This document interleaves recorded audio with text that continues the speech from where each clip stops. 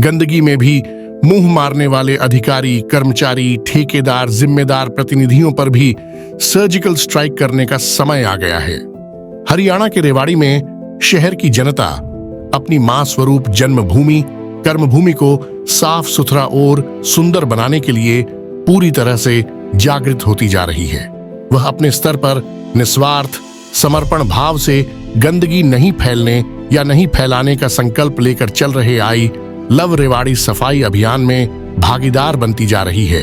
वह उन जिम्मेदारियों को भी निभा रही है जिसके नाम पर नगर परिषद के तमाम अधिकारी, कर्मचारी प्रतिमाह लाखों रुपए वेतन के तौर पर लेते हैं। ठेकेदारों की हालत यह है कि वह गंदगी के टेंडर में भी अधिकारी, कर्मचारियों का कमीशन के नाम पर मुंह काला करके अपना खेल करता रहता है।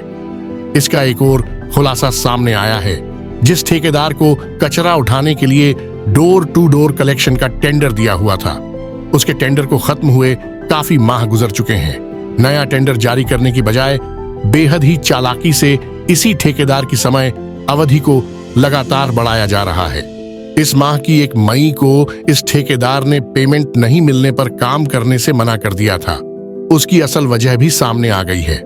दरअसल ठेकेदार की समय सीमा बढ़ाने के लिए चंडीगढ़ मुख्यालय से अनुमति लेनी जरूरी है। इस बार स्थानीय अधिकारियों ने अपने स्तर पर स्वीकृति दे दी, लेकिन फाइल को समय पर चंडीगढ़ ही नहीं भेजी। नगर परिषद की जिम्मेदारी संभालने वाले अधिकारियों को इसलिए असर नहीं पड़ता कि वे मानकर चलते हैं कि सिस्टम ऊपर से नीचे तक ही भ्रष्ट है। इसलिए इतना बड़ा खुलासा होने के बाद भी, तमाम प्रयासों के बाद भी भ्रष्ट अधिकारियों के तबादले नहीं होते। रेवाड़ी शहर में अगर डोर टू डोर कलेक्शन भी ईमानदारी व जिम्मेदारी से हो जाए तो काफी हद तक शहर साफ सुथरा नजर आने लगेगा। टेंडर के आधार पर जितनी गाड़ियों की पेमेंट की जा रही है, उसमें महज 50% ही सड़कों पर नजर आ रही है।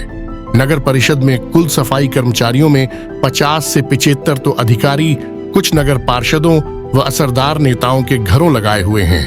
इसलिए नगर परिषद के कतरे कतरे में कैंसर की तरह फैल चुके भ्रष्टाचार का इलाज मुख्यमंत्री नायब सैनी के सख्त एक्शन से ही संभव है, जो उन्होंने पानीपत नगर निगम में कर दिखाया, जहां सफाई टेंडर में भ्रष्टाचार सामने आते ही निगम के कमिश्नर से लेकर तमाम अधिकारी, कर्मचारी एवं ठेकेदार पर FIR दर्ज की गई।